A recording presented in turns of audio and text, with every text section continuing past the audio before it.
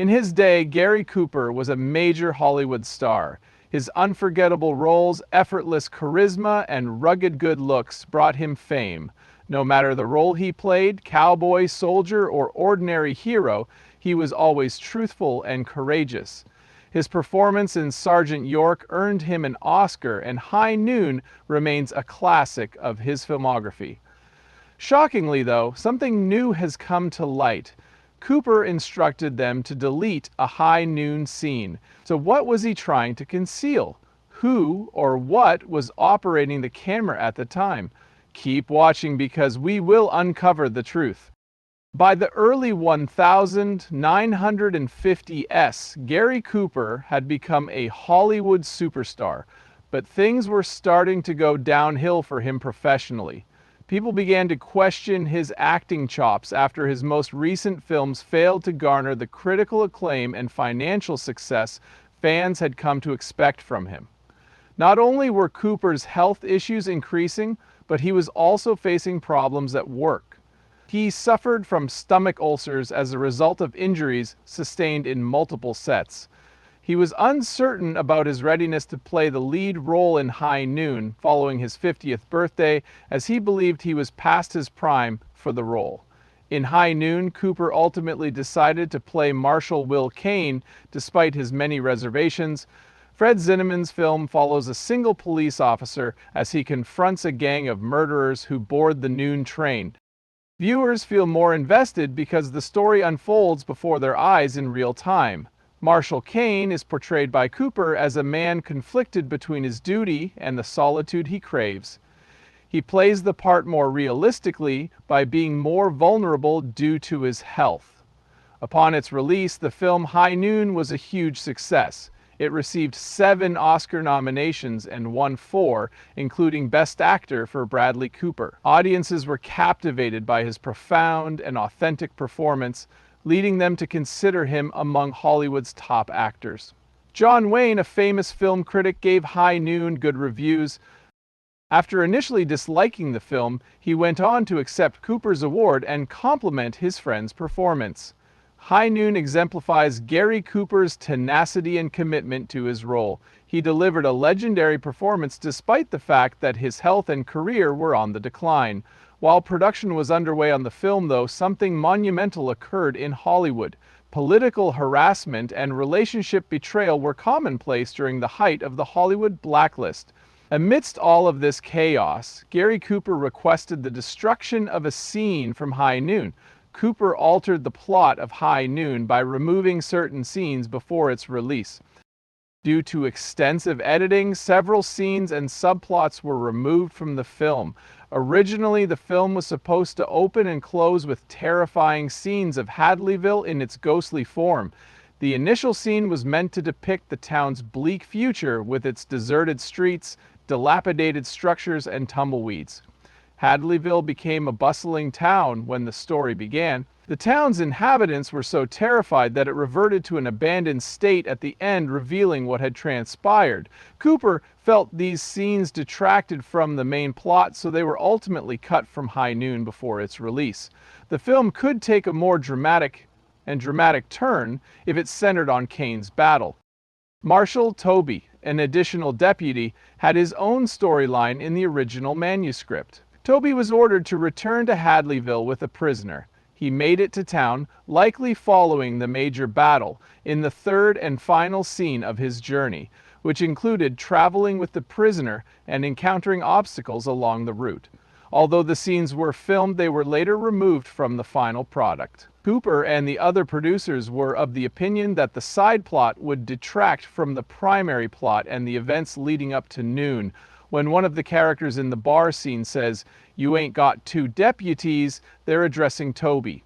Harv Pell announced his resignation today. Since Toby's parts were cut, this line now seems like an unnecessary extra, even though it was originally about Harvey Pell and Toby. To emphasize Kane's struggle and make him seem even more lonesome and morally strong, the film omitted Toby's story.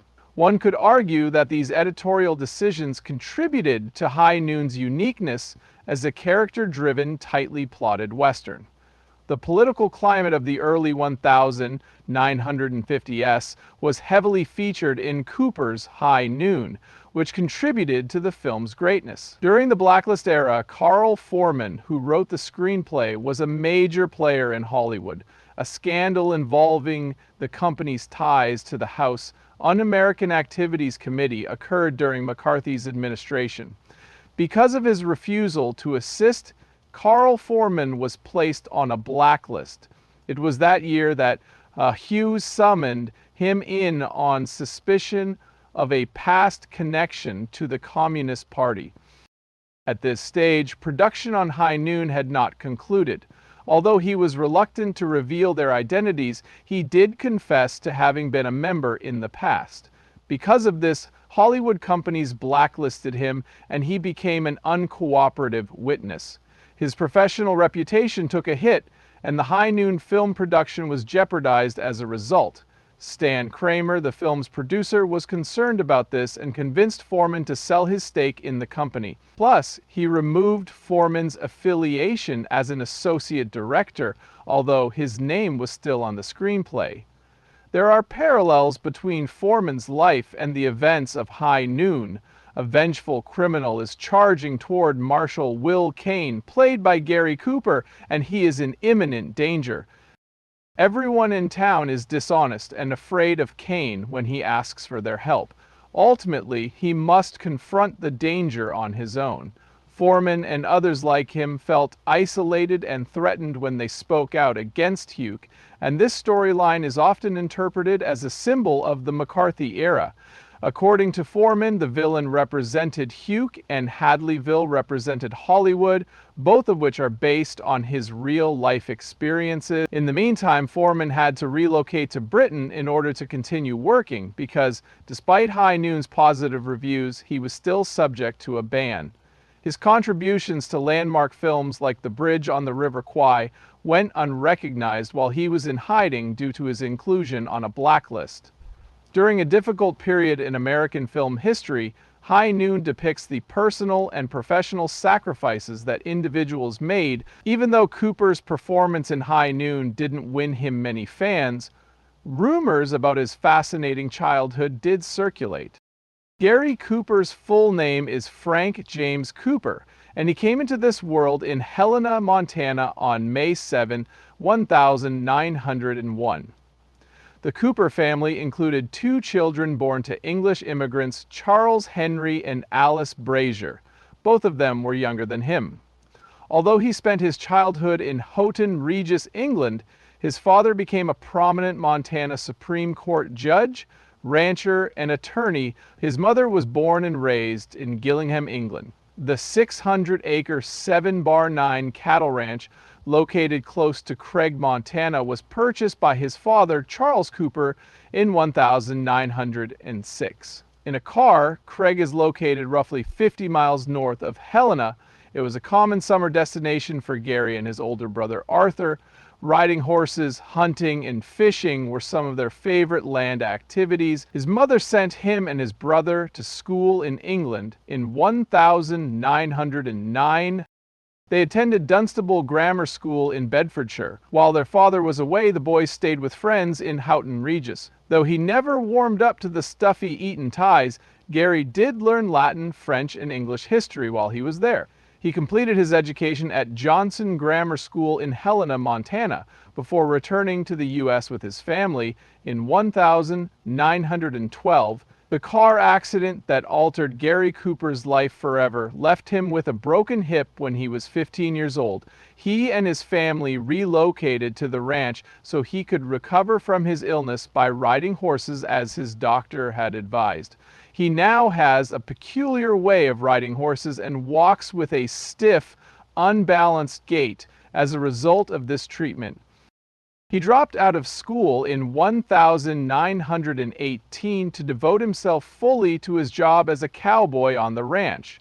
The high school in Bozeman, Montana, which is located in Gallatin County, was not the one his dad had planned for him. A teacher of English who encouraged him to participate in school plays and debates was someone he met there. The following year, in 1920, he enrolled in 3 art classes at Bozeman's Montana Agricultural College while still a high school student. Western artists like Charles Marion Russell and Frederick Remington had an impact on this. Despite his successful academic career and position as art editor at Grinnell College, Cooper persisted in his art studies after 1922. According to the yearbook, Cooper abruptly departed in February 1924. In his time as an artist in Chicago, he supplied editorial drawings to a local newspaper prior to his relocation to Helena.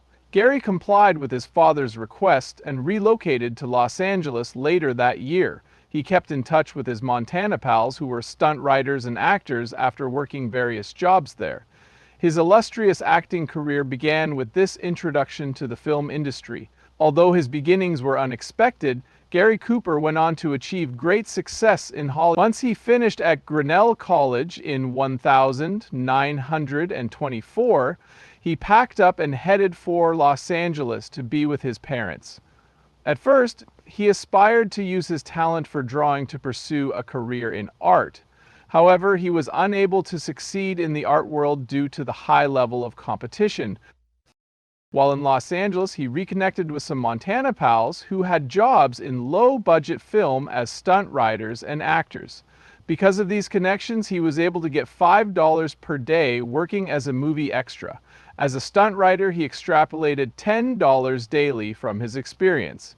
He rode horses well and was prepared to do risky stunts, both of which made him an asset on set. Despite the risks to his health, Cooper was able to secure a job in the film industry and earn a steady income. It was noticeable that he had a strong screen presence at a young age. People began to take notice of his acting chops and cast him in supporting roles. In his early film roles, such as The Eagle, he portrayed a disguised Cossack. His first speaking role in the film demonstrated his acting potential, albeit in a minor capacity. Since stunt work wasn't his strong suit, Cooper gravitated toward more dramatic roles. He hired casting director Nan Collins as his agent and paid for a screen test. His agent advised him to adopt the first name Gary after the city she was born and raised in, Gary, Indiana, since there were already players using the name Frank Cooper. Gary Cooper was his new name, and he was pleased with it. He began to get bigger parts after changing it. Through perseverance and adaptability, Cooper went from aspiring to be an artist to a successful Hollywood actor. Setting himself up for a successful acting career, his early work as an extra and stuntman helped him hone his abilities and gave him a unique perspective on the film industry.